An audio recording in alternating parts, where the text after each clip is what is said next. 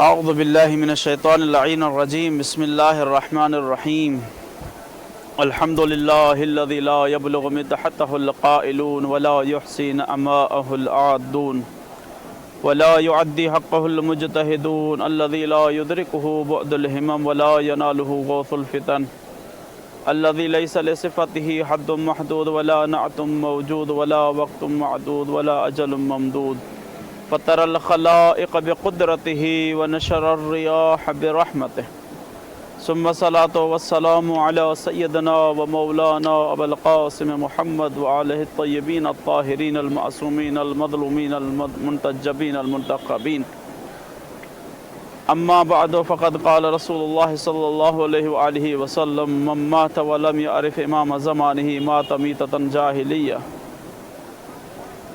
ناظرین محترم، سب سے پہلے بارگاہ امام حسین علیہ السلام میں سب مل کے زیارت امام حسین علیہ السلام اور اپنے تمام نیک حاجتوں کے ساتھ تہ دل سے السلام علیک یا ابا عبداللہ الحسین وعلی الارواح التي حلت بفنائک علیکم منی جمیعا سلام اللہ ابدا ما بقیت وبقی اللیل والنہار ولا جعله الله آخر العهد مني لزيارتكم السلام على الحسين وعلى علي بن الحسين وعلى أولاد الحسين وعلى أصحاب الحسين وعلى أنصار الحسين۔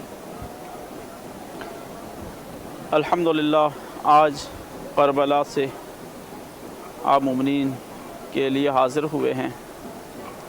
کربلا معلی، کربلا نینوا، یعنی اس جگہ کی شناخت امام حسین علیہ السلام سے کی گئی ہے۔ جس حدیث کو سرنامہ کلام قرار دیا ہے، اس میں علماء نے چند نقاط پیش کیے، یا میں یوں کہوں کہ چند معرفت کے اقسام پیش کیے۔ ان میں سے سب سے پہلی قسم، اگر کوئی انسان اس دنیا میں معرفت حاصل کرنا چاہتا ہے تو وہ معرفت کے تین اقسام علماء نے بیان کیے۔ ان میں سے پہلی جلال معرفت ہے، جمال معرفت ہے اور کمال معرفت ہے۔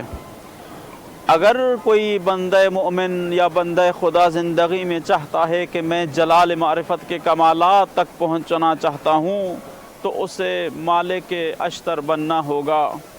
اگر کوئی بندہ خدا چاہتا ہے کہ میں جمال معرفت کے بلندیوں تک پہنچنا چاہتا ہوں تو اسے حبیب ابن مظاہر الاسدی بننا ہوگا۔ اگر کوئی چاہتا ہے کہ کمال معرفت کے بلندیوں اور چوٹیوں تک جانا چاہتا ہے تو اسے سلمان محمدی بننا ہوگا۔ اب یہاں پہ معرفت کی بات ہے کہ پہلا جو معرفت کا مصداق بنا، اہل بیت نے بلکہ بنایا ہے، وہ ہے جناب مالک ابن حارث اشتر النخعی۔ مالک ابن حارث اشتر النخعی یہ کون ہے؟ دیکھیں، معرفت اگر حاصل کرنا چاہتے ہیں تو پھر ہر ایک معصوم کے علاوہ ان کے جو اصحاب یا ان کے ساتھ جو رہیں ان سب کی تاریخ کی طرف ہم جب نگاہ دوڑائیں گے تو پتہ چلے گا کہ مالک کون ہے۔ مالک کس مزاج کے مالک تھے؟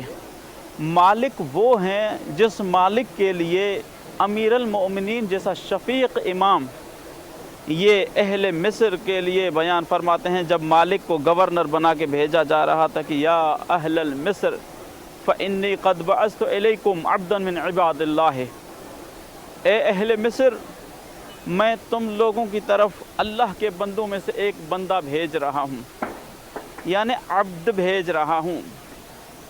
تو کیا اس لیے کہ ہمیں سب سے پہلے معرفت مالک ہو جائے تاکہ امام تک پہنچا جا سکے، تاکہ امام کی معرفت ہو۔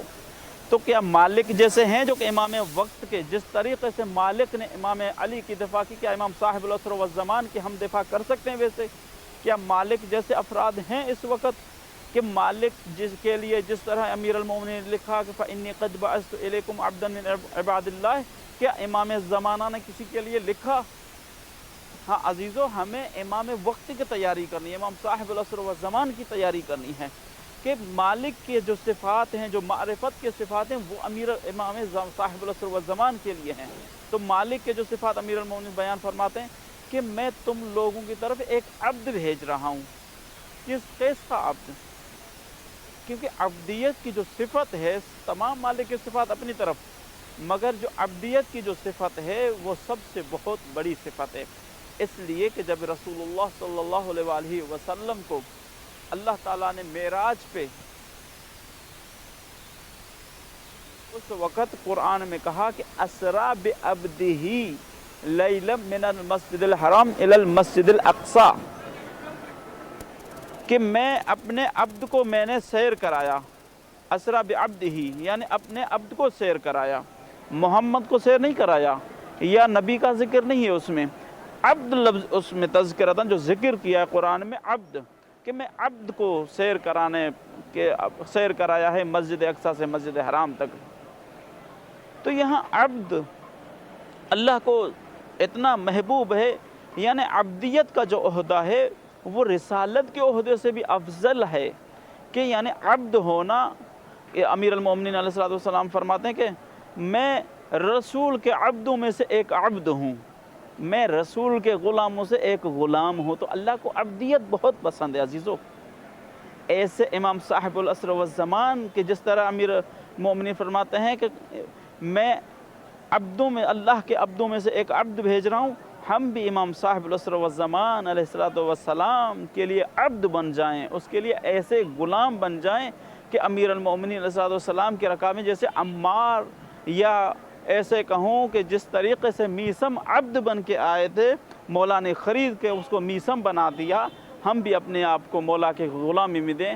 یا صاحب العصر والزمان ادرکنی، یا مولا ہمیں قبول فرمائیں، ہمارے گناہوں کو معاف فرمائیں، مولا ہمارے دل اور روح میں وہ قوت اور وہ علم دیں کہ ہم قیامت کے دن یا آپ کے ظہور کے وقت ہم کسی اور کی دفاع نہ کریں بلکہ آپ کے ساتھ ہوں، اور قیامت کے دن آپ کے ذوالفقار کے سائے میں ہم کفار کے ساتھ جنگ لڑیں۔ ہاں عزیزو، یہ عبدیت کا ایک عہدہ ہے کہ اللہ نے کہا کہ جیسے رسول خدا کی ایک حدیث جو میں نے سرنامہ کلام قرار دیا ہے کہ من مات ولم یعرف امام زمانہ مات میتۃ جاہلیہ، امام کی معرفت کیے بغیر اگر کوئی مرتا ہے تو گویا کہ جاہلیت کی موت مرتا ہے۔ اب آپ اندازہ لگائیں کہ امام کے یعنی اپنے دور کے ولی کی آپ کے دل میں، آپ کے روح میں، آپ کے خون میں معرفت نہیں ہے تو وہ آپ کی موت جاہلیت والی موت ہے۔ اب رسول کے اس حدیث سے آپ کیا لینا چاہتے ہو؟ تو امام صاحب العصر والزمان کی اگر آپ نے معرفت حاصل نہیں کی، امام علیہ السلام کے حیات طیبہ کو آپ نے دل سے اس کی امامت کو قبول نہیں کیا،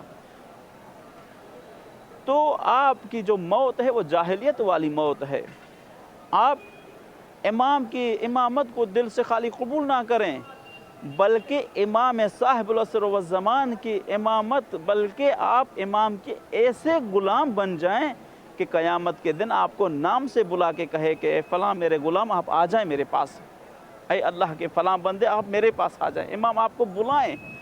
آپ تو کہتے ہو کہ میں امام کے سپاہیوں میں سے خدا مجھے شمار کرے قیامت کے دن، جیسے ہر نماز میں ہم دعا کرتے ہیں کہ پروردگارہ ہمیں امام کے سپاہیوں میں ہمارا محشور کرنا اور ہمیں اٹھایا جائے، اور امام کے قرابت داروں میں اور امام کے گروہ سے ہمیں جو ہے اٹھایا جائے۔ کیا امام بھی یہی چاہتے ہیں کہ آپ کے ایسے اعمال ہیں، ہمارے اعمال اتنے اچھے ہیں کہ امام صاحب العصر والزمان قیامت کے دن ہمیں اپنے ساتھ اٹھائے؟ ہاں عزیزو، میں ہر انسان مسئول ہے، دیکھنے والے، سننے والے، آپ کیا سمجھتے ہو؟ آپ مسئول ہوں، میں مسئول ہوں، ہر انسان اس عالم میں، اس دنیا میں مسئول ہے، ہر ایک انسان، ہر ایک انسان، ہر ایک کی خواہش اور کوشش ہے کہ میں اپنے آپ کو امام کے ساتھ محشور کروں۔ اچھا، آگے ہمیں کس طریقے کا عبد بننا چاہیے کہ امام ہمیں اپنا لے؟ آگے امام علی علیہ السلام دیکھیں معرفت کے عظیم کلمات ہیں۔ امام صلی اللہ علیہ وسلم معرفت کے جملات آگے کہتے ہیں کہ جناب مالک اشتر کے لیے اشد علی الفجار من حریق الناس، امیر المؤمنین کا لسان اقدس ہے، مولا فرماتے ہیں، کس کے لیے فرماتے ہیں؟ مالک کے لیے فرماتے ہیں کہ خدا کی قسم میں علی کے دشمن یعنی میرے دشمن جہنم کے نام سے اتنا نہیں ڈرتے جتنا مالک سے ڈرتے ہیں۔ کیا ہم ایسے ہیں کہ مالک کی طرح موسم چاہے گرم ہو، چاہے سردی ہو، چاہے جس حال میں ہیں، امام وقت اگر پکارے تو ہم لبیک کہتے ہوئے اپنے تلواروں کو بلند کریں اور امامے کو سر سے اتار کے امام کے قدموں میں آ جائیں کہ مولا لبیک ہم آ گئے آپ کی بارگاہ میں؟ کیا ہمارے اندر امام کی اتنی معرفت ہے؟ اگر آپ کے اندر اتنی معرفت ہے تو آپ اس قابل ہیں کہ امام قیامت کے دن آپ کے نام سے آپ کو پکارے گا، کہے گا کہ اے میرے فلاں بندے آ جاؤ میرے پاس۔ انہو سیف من سیوف اللہ، امیر المؤمنین کے لسان اقدس ہے مالک کے لیے، اللہ کے تلواروں میں سے ایک تلوار ہے مالک، یعنی وہ تلوار جو نہ کبھی کند ہوتی ہے، جو نہ کبھی ٹوٹے گی، وہ تلوار ایسی تلوار ہے مالک، چاہے وہ جوان ہو، چاہے ضعیف ہو، چاہے بوڑھا ہو، علی کے سامنے تلوار کو ویسے ہی چلائے گا جیسے 22 سالہ جوان کسی جنگ میں لڑ رہا ہو۔ یہ وہ مالک ہے۔ ایسی معرفت پیدا کریں عزیزان من۔ کیا ہم اس معرفت کے اہل ہیں؟ اگر نہیں تو ہم جناب سیدہ سے دعا مانگیں، پروردگار بحق فاطمۃ الزہرا ہمارے اندر امام صاحب العصر والزمان کی معرفت عطا فرما۔ یہ اربعینی کے دن قریب ہیں، چہلم کے دن قریب ہیں۔ یہ مشی کرنا، پیدل نکلنا، جو جس قریے میں، جو جس منطقے میں رہتا ہے وہیں سے نکل کے کربلا کی طرف رخ کرنا، گویا کہ ایک مرتبہ امام زمانہ کو لبیک کہنے کے مترادف ہے کہ مولا ہم آپ جہاں سے بھی ظہور کے بعد حکم فرمائیں گے اور بلائیں گے، جہاں کہیں پہ بھی ہوں گے، ہم دنیا کے کسی بھی کونے میں ہوں گے، رہتے ہوں گے، جس قریے میں بھی ہوں گے، وہیں سے لبیک کہتے ہوئے ہم آپ کی طرف بھاگتے اور دوڑتے آئیں گے۔ عزیزو، معرفت حاصل کرنی چاہیے امام وقت کی۔ جناب مالک، جناب سلمان کو دیکھیں، جناب سلمان کی اگر میں تاریخ بتاؤں، جناب سلمان کے لیے کہا جاتا ہے کہ جناب سلمان اصفہان کے اصل رہنے والے تھے، اس کے آباء و اجداد زرتشت تھے۔ زرتشت یعنی آگ کی پوجا کیا کرتے تھے اس کے والدین۔ امام صادق علیہ السلام کے پاس ایک صحابی آیا، کہا کہ مولا آپ ہمیشہ سلمان سلمان کہتے رہتے ہو، مولا اگر دیکھا جائے تو اس کے پورے خاندان والے، بلکہ وہ خود زرتشت تھا، یہ تو بعد میں اس نے اسلام قبول کیا۔ مولا نے کہا کہ وہ سلمان ہمارا کبھی ہو نہیں سکتا جو غیر خدا کے علاوہ کسی غیر کے سامنے جھکا ہو۔ کس اعتماد کے ساتھ امام فرما رہے ہیں؟ کیا ہمارا ایمان اتنا مضبوط ہے خدا کے لیے؟ کیا توحید کو مضبوطی سے ہم نے پکڑ لیا ہے؟ کیا ہمارے اندر اتنی معرفت ہے کہ اس کے آباء و اجداد زرتشت ہیں، اس کے والد زرتشت ہے، سلمان کا اصل نام روز بہا ہے؟ معرفت کی بات ہے نا۔ آپ کس طریقے سے معرفت حاصل کر سکتے ہو؟ جب آپ کو جس چیز کی ضرورت پڑے گی آپ کو گھر سے نکلنا ہوگا، آپ کو جستجو کرنی ہوگی، آپ کو تحقیق کرنی ہوگی۔ سلمان زرتشت تھا، کس طریقے سے اسلام کے مرحلے پہ پہنچا ہے؟ امام وقت کے تلاش میں کس طریقے سے نکلا ہے کہ میں امام وقت تک جا کے پہنچوں؟ سلمان کے لیے کہتے ہیں کہ سلمان بچپنے سے اس زرتشتی والے نظام سے نفرت کرتا تھا۔ ایک مرتبہ جب باہر آیا کسی کام سے تو اس وقت عیسائی اپنے معبد میں कलीसिया में इबादत में मसरूफ़ थे कि उनकी आवाज़ सलमान के कानों तक पहुंची, और सलमान ने जब महसूस किया, कहा मुझे लगता है कि ये हक़ पे हैं। सलमान जाके उनके हाथों, रिवायत के जुमले हैं, मज़हब अख्तियार की, इबादत अभी तक नहीं की, चूँकि ज़रतश्त थे उनके आबा व अजदाद। रिवायत के जुमले हैं कि जब वहाँ के जो पादरी रहने वाले थे, वो जब इस दुनिया से जाने वाला था, तो सलमान ने कहा कि तुझे हज़रत ईसा इब्न मरियम का वास्ता, जिस पे आपका अक़ीदा है, मुझे हक़ बताओ। अब देखें, ये हक़ के मुतलाशी हैं, इमाम वक्त के मुतलाशी हैं। क्या हमारे अंदर इतनी तड़प है इमाम ज़माना तक पहुँचने के लिए? क्या इतनी तड़प है हमारे अंदर? तो उस पादरी ने कहा, अगर आप हक़ के मुतलाशी हो तो आपको शाम की तरफ जाना पड़ेगा, सीरिया की तरफ। सलमान वहीं से निकले। सफ़र देखें, बहुत कठिन मरहला है। सलमान, अब तो फ़्लाइट्स का ज़माना है, तेज़ तरीन ट्रांसपोर्ट का इंतज़ाम है, सब कुछ है। अब अगर कोई कहीं जाना चाहता है तो 5 मिनट का सफ़र 1 मिनट में भी तय कर सकता है। अगर महीनों का सफ़र वो हफ्तों में तय कर सकता है, हफ्तों का सफ़र वो 1 दिन में कर सकता है, दिनों का सफ़र चंद घंटों में कर सकता है, चंद घंटों का सफ़र चंद मिनटों में कर सकता है। आज वो ज़माना है। उस ज़माने को देखें, वहाँ से निकला सीरिया, कैसे गया, किस तरीक़े से वहाँ पहुँचा। वहाँ पहुँचने के बाद उसने कहा कि मुझे हक़ अभी भी नज़र नहीं आ रहा है आपके पास भी, सीरिया में भी। उस पादरी को भी यही वास्ता दिया, आपको ईसा इब्न मरियम का वास्ता, मुझे हक़ दिखलाइए, बतलाइए। उसने कहा कि अगर आप हक़ के मुतलाशी हो तो आप जा सकते हो, अगर सफ़र कर सकते हो तो आपके लिए बेहतर यह है कि आप मूसल शहर में हमारा बहुत एक बड़ा चर्च है, बहुत बड़े पादरी हैं, उसके पास जाओ, शायद कुछ आपको मिल जाए। खुदा की कसम, अजीब मरहला है ये मारिफत का, कि हम इमाम ज़माना तक कैसे पहुँचें। 100 के इमाम तक नहीं पहुँच सकते अज़ीज़ान मन। अगर हम चाहते हैं इमाम वक्त की मारिफत और हम चाहते हैं इमाम तक पहुँचें, कठिन मरहलों से हमें गुज़रना होगा, हमें मुश्किलात का सामना करना होगा इमाम तक पहुँचने के लिए।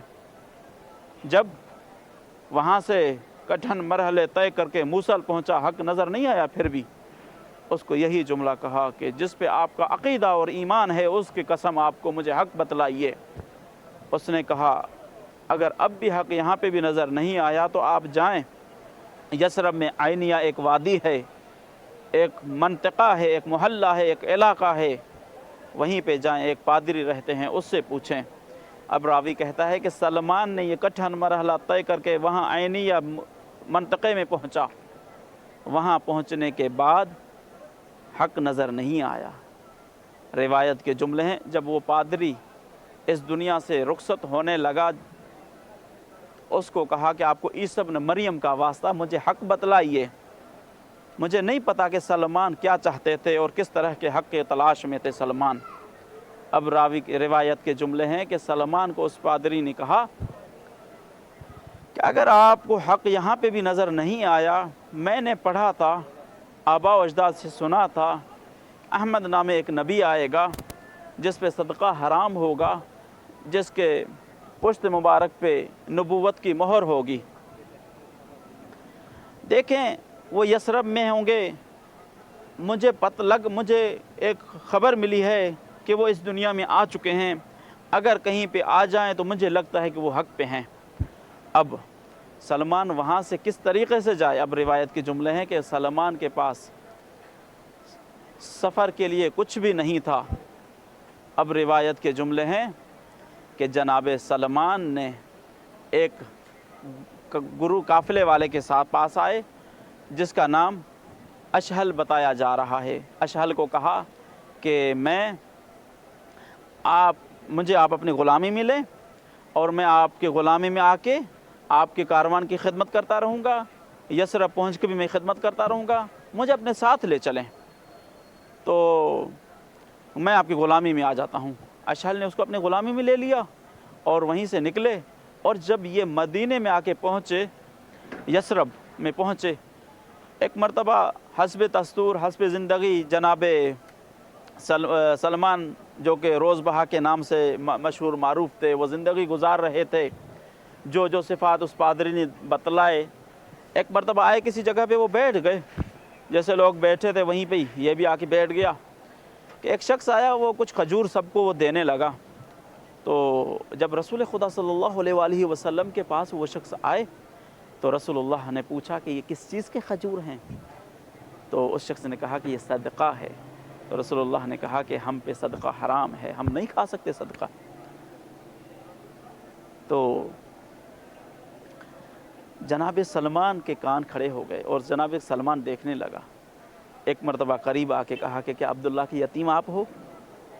تو جناب رسول اللہ نے فرمایا میں بالکل، میرا نام جو ہے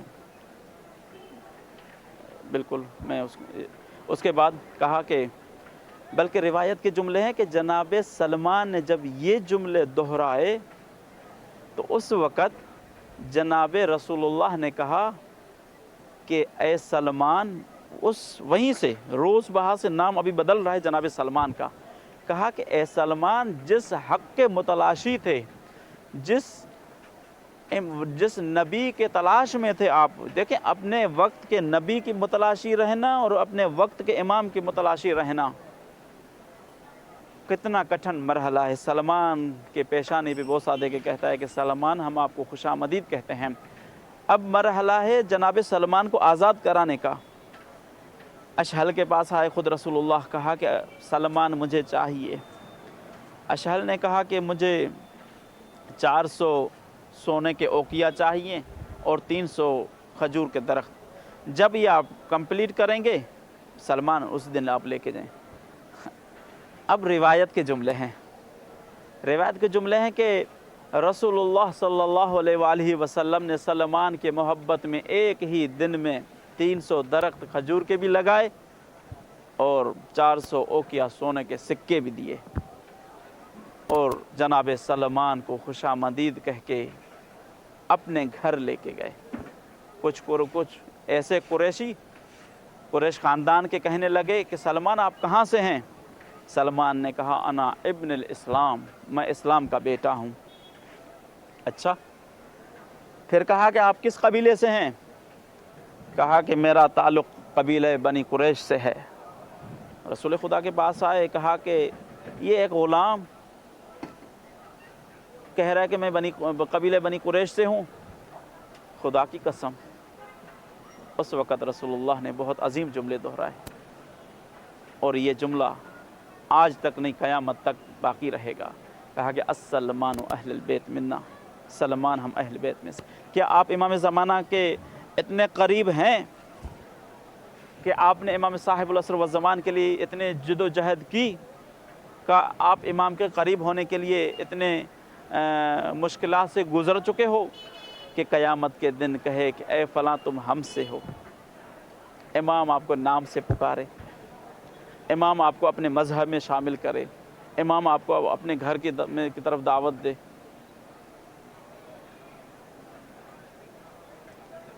امام آپ کو اپنے گھر کی طرف دعوت دے۔ عزیزو، امام صاحب العصر والزمان کے قریب آنے کے لیے جستجو کی ضرورت ہے، تحقیق کی ضرورت ہے، اعمال کی ضرورت ہے۔ خوشنودی امام اور خوشنودی للہ اور قربۃ الی اللہ حاصل کرنے کے لیے جد و جہد کی ضرورت ہے۔ امام حسین کی قربت حاصل کریں، امام صاحب العصر والزمان کی قربت حاصل کریں، اس لیے کہ جب تک ہم ان کے قریب نہیں آئیں گے قیامت کے دن شفاعت حاصل کرنا بہت مشکل ہے ہمارے لیے۔ اگر ہم چاہتے ہیں کہ ان کی شفاعت حاصل ہو، اہل بیت کی محبت ہمارے خون میں شامل ہو، تو کٹھن مرحلوں سے گزرنے کے عادی بنو۔ چاہے ایک بل نہیں 50 بل بھی قبول کیے جائیں اور پاس کر لیے جائیں، کوئی فرق نہیں پڑتا ان بلوں سے۔ آپ کے دل میں محبت اہل بیت ہے، ان بلوں کو ٹھکرا دیجئے، ان بلوں کو پھینک دیجئے، اہل بیت کے محبت کو قبول کیجئے۔ والسلام علیکم ورحمۃ اللہ وبرکاتہ۔